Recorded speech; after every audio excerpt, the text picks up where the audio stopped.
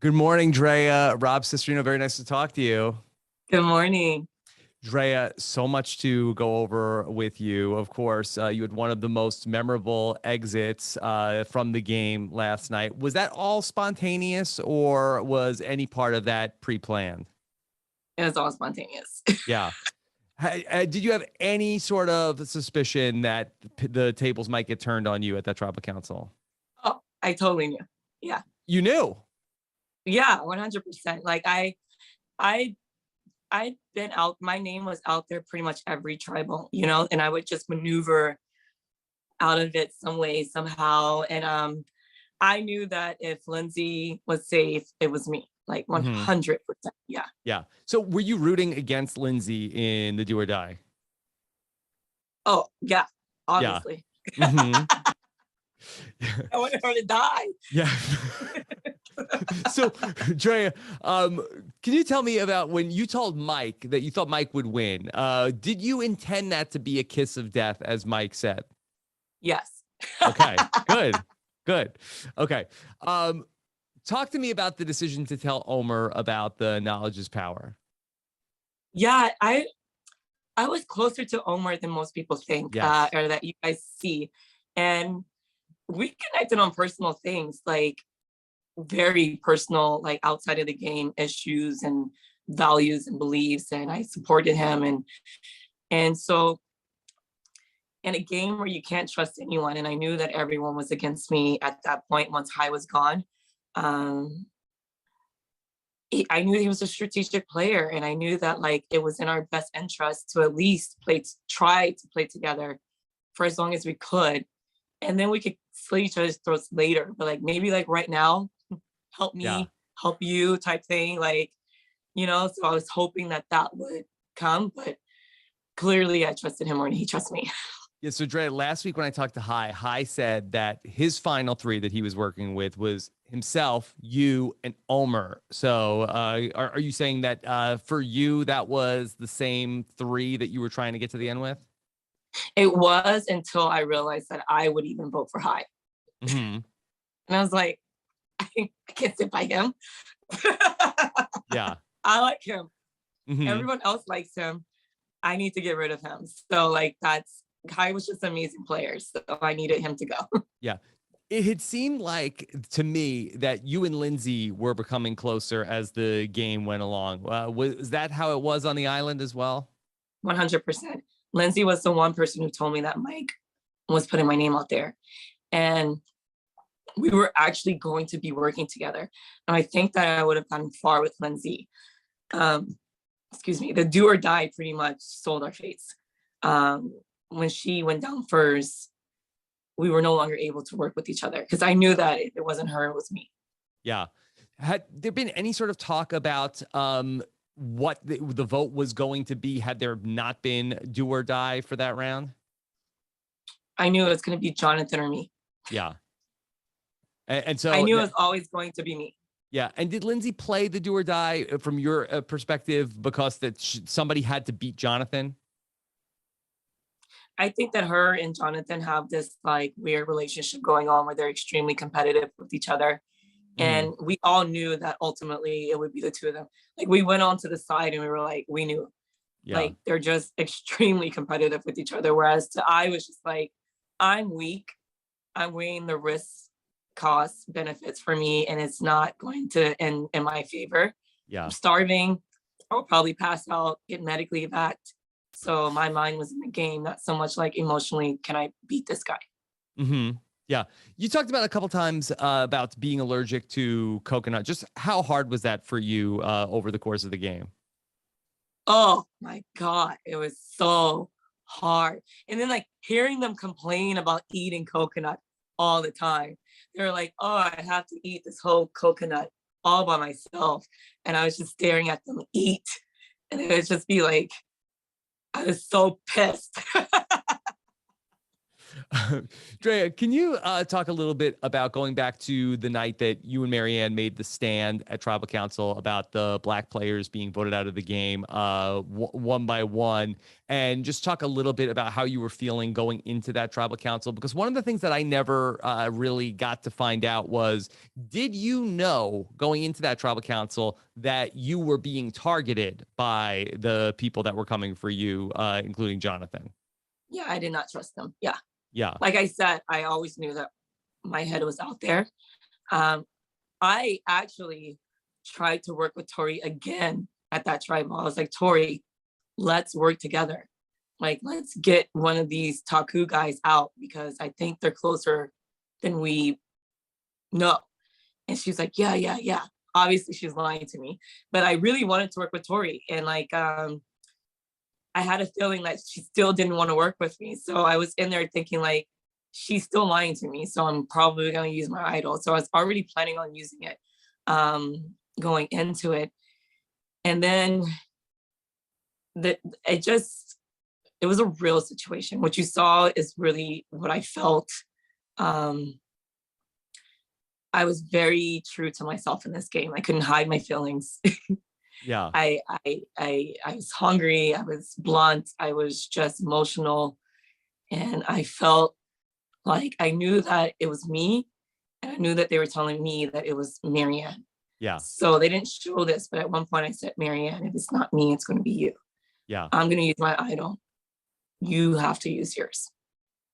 Yeah. Like, I'm just telling you. Like, and then I think at that point she was like, oh. And then that's when it started clicking, like, and then I was just real. But I'm super proud of CBS. I'm super proud of Survivor. I'm super proud of the execs because I didn't know what they were going to show. And I was like emotional and crying at the tribal because I was just like, oh my God, my truth is in the hands of people to edit on their own. Yeah. And I didn't know what that edit would be. And they were true to it. Like, yeah, it was hard. It was hard. It was hard. Was there any part of it that you felt like did, and I'm sure probably many parts of it, but was there any part that you felt like didn't come across to the audience that you would want to like add any additional information in terms of like what went on that night? I don't think people really understood my emotions. I was sad. Like, I was talking to Jeff and I was telling Jeff how I felt because like he was the only person I could talk to and relate, like tell my feelings to. And then as I was talking to him, I realized like, oh shit, I'm like actually talking to the world or like America.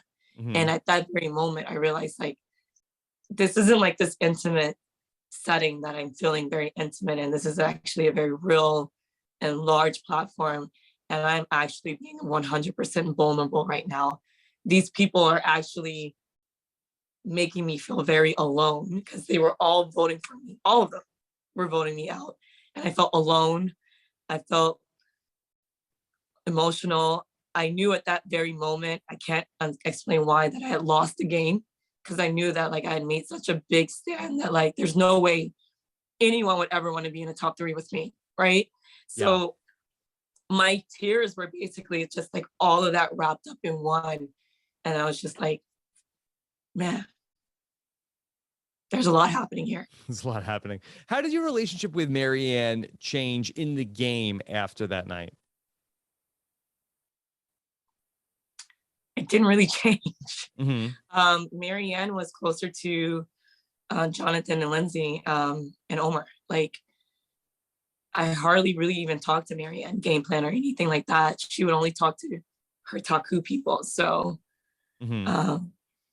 I knew in my heart, I would never put Marianne's name down. But I knew in my heart that Marianne would not have a problem putting my name down. Mm-hmm. Can you talk a little bit about the evolution of your relationship with Romeo, who it seemed like in the first half of the game that you were, extremely close with at Ika, and then when you got to the merge, it seemed like that relationship kind of fizzled? I was really close to Romeo and Ika. Yeah, he was my number one. We got to merge, and Romeo like was starving. He was just in the corner. He wasn't talking to anyone. And like it's a game of social play.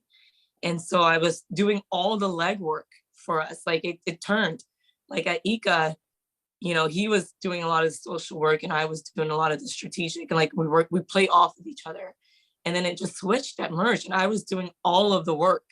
And they would be like, who are your top people? And I would say it's Romeo and Watts, and they'd all be confused, like Romeo, but Romeo's just sitting there doing nothing. So I was just kind of like dragging him along, and it felt like, come on, Romeo, wake up. And I would take him to the side and I'd say, Romeo, like, you need to settle down. Like, I'm paranoid.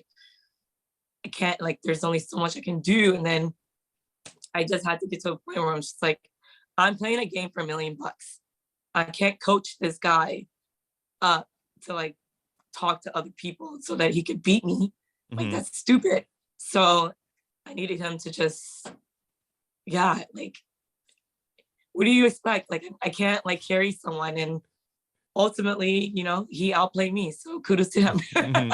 So it was such a funny moment in the season when you had found the knowledge is power advantage. And then you had the red paint on your arm. And then Tori noticed that you had the red paint. Were you freaking out at all when you had been a little bit discovered? No, I was just annoyed. Yeah. She's always there. Yeah. It would be like, I look around and it's Tori looking at me. And it's like, God, I can't ever like have my own space. So I wasn't nervous. I was just annoyed. I was so annoyed because it was just like, God, she's just always in my business. And I knew that like she was going to go tell someone as soon as she could. So it was just like, whatever. I'm just going to play hard. We saw you have more advantages than any other person that we've ever seen on the show. But I wonder, like, did you feel any sort of like pressure of having so many things that when you are sort of like that blessed with so many options of what to do, did you feel like any sort of pressure in terms of like, what should I be playing at what particular time? Oh, 100%. Yeah. Yeah. Cause, I knew that my name was always out there and I knew who had what advantages because everyone talked to me. I was a very likable, well, I feel like I am in real life too, but I got along with everyone, so I got like a lot of ends out of everyone. But I didn't want to use them at the wrong time. And I didn't want to leave with anything in my bag. Ultimately, I didn't leave with anything in my bag, but I did use my secret advantage the wrong way. So. Yeah. Do you feel like there was a point when you could have used something differently? You know what? Like, I was so malnourished that I wasn't really thinking right. Yeah. And I didn't really understand the amulet that well. Yeah. Like, and now I don't know if I could have used my advantage to steal her amulet, and then would that have become an idol? Like, and like I think about that now, like, did I really understand the shot in the dark? Like, I totally forgot about the shot in the dark, actually. Yeah. Because it was so new that like I forgot about it. So it was just like, yeah, you think about that, but what are you gonna do? Yeah. Drea, would you be open to playing Survivor again? Oh, yeah. Yeah. 100%. Yeah. And then, it was such an exciting ride for you in the season. I think a lot of people felt like you had this game at certain points. Is there anything else you want to let the fans of Survivor know? I gave it my all. Yeah. Well, I can tell you gave it your all because I could tell, what a struggle it is for your voice. So I really appreciate you coming on and talking about this, and doing all these interviews today. So thank you so much. It was really fun to get to watch you on the show. We'll never forget that exit from the game, and wishing you all the best outside of the show. Thank you. Okay. Take care, Drea. Bye. Bye.